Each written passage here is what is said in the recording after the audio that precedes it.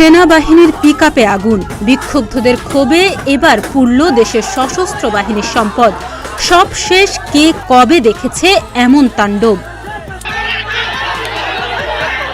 কোটা সংস্কার আন্দোলন থেকে বৈষম্য বিরোধী ছাত্র আন্দোলন, কারফিউ, গোলাগুলি, প্রাণহানি, ছাত্র জনতার আগুনে পুড়েছে দেশের গুরুত্বপূর্ণ অবকাঠামো সহ নানা সম্পদ। তবে এত দিন এর আঁচ লাগেনি সেনাবাহিনীতে। সেই অবস্থা পাল্টে গেল শনিবার। বাহিনীর একটি পিকআপে আগুন দেয়া হলো গোপালগঞ্জ সদরের গোপীনাথপুর হাসপাতাল এলাকায়। চোখের সামনে পুড়তে পুড়তে শেষ হয়ে গেল গাড়িটি। স্থানীয়রা জানান, সাবেক প্রধানমন্ত্রী শেখ হাসিনাকে দেশ ত্যাগে বাধ্য করার প্রতিবাদে দেশীয় অস্ত্র নিয়ে রাস্তায় নামে আওয়ামী লীগ নেতাকর্মী ও এলাকাবাসী। এ সময় তারা জড়ো হয়ে ঢাকা খুলনা মহাসড়ক অবরোধ করে বিক্ষোভ করেন। এতে মহাসড়কের দুই পাশের গাড়ি আটকা পড়ে। একটি জাতীয় দৈনিকের প্রতিবেদনে বলা হয়েছে, সেনা সদস্যরা ঘটনাস্থলে গেলে ভুয়া ভুয়া স্লোগান দেন বিক্ষোভকারীরা।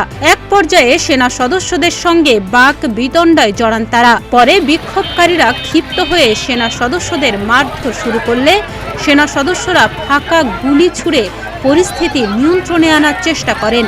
বিক্ষোভকারীদের হামলায় সেনা সদস্যরা দৌড়ে পাশের বাড়িতে আশ্রয় নেন। এ সময় এক সেনা সদস্যের কাছ থেকে একটি অস্ত্র ছিনিয়ে নিয়ে সেনাবাহিনীর গাড়িতে আগুন ধরিয়ে দেন বিক্ষোভকারীরা। ঘটনার পর ছিনিয়ে নেওয়া অস্ত্র নিয়ে বিক্ষোভকারীরা মিছিল শুরু করেন। পরে অস্ত্রটি গোপীনাথপুর পুলিশ তদন্ত কেন্দ্রে জমা দেন বিক্ষোভকারীরা, কিন্তু তারা অস্ত্রটি নিতে অস্বীকৃতি জানালে গোপীনাথপুর ইউপির সাবেক চেয়ারম্যান লাচ্চু শরীফের কাছে জমা দেওয়া হয়। আইসি সাহেব আর আমাদের দারোগা সাহেব ওই অস্ত্রবার রাখিয়ে দিয়েছে। আমি এবার গেছি, আমারে ডাক দিয়েছে। পরে ভ্যানে ওই অস্ত্র নিয়ে আমরা এইখানে আসছি। পরে উনাকে নাকি উনাদের ঊর্ধ্বতম কর্মকর্তা বলছে যে আপনারা তো দায়িত্ব নেন নাই পুলিশের, আপনি অস্ত্র রাখেন। আইসি কয় ভাই অস্ত্র থাকলে আমি চলে গেলাম, মানে আমি তো যাইতে পারতেছি না, অস্ত্রটা ফেলাই দিয়ে। সাবেক জনপ্রতিনিধি হিসেবে, জনপ্রতিনিধি ছিলাম, সেই হিসেবে আমি তো যেতে পারতেছি না। আমি অস্ত্র ধরে বসেছি। আমি ওনাদের কন্ট্রোল সভার সাথে যোগাযোগ করছি, এদের এক মেজর সভা আসছে, ওনার সাথে যোগাযোগ করছি, ডিজিএফআইও ফোন দিয়েছে আমাকে, এনএসআই ফোন দিয়েছে, সবার সাথে যোগাযোগ করছি। মোটামুটি তারা আসতেছে, অস্ত্র এখন নিয়ে যাবে, এইটুকু আমি জানি। আর কি অস্ত্র এটা? হ্যাঁ, এই অস্ত্রটার নাম এটা হলো স্টেন গান। স্টেন গান, এটা কোন জায়গাতে হয়েছিল? 7.62 স্টেন গান, একটা ম্যাগজিন সহ এক ম্যাগজিন গুলি আছে।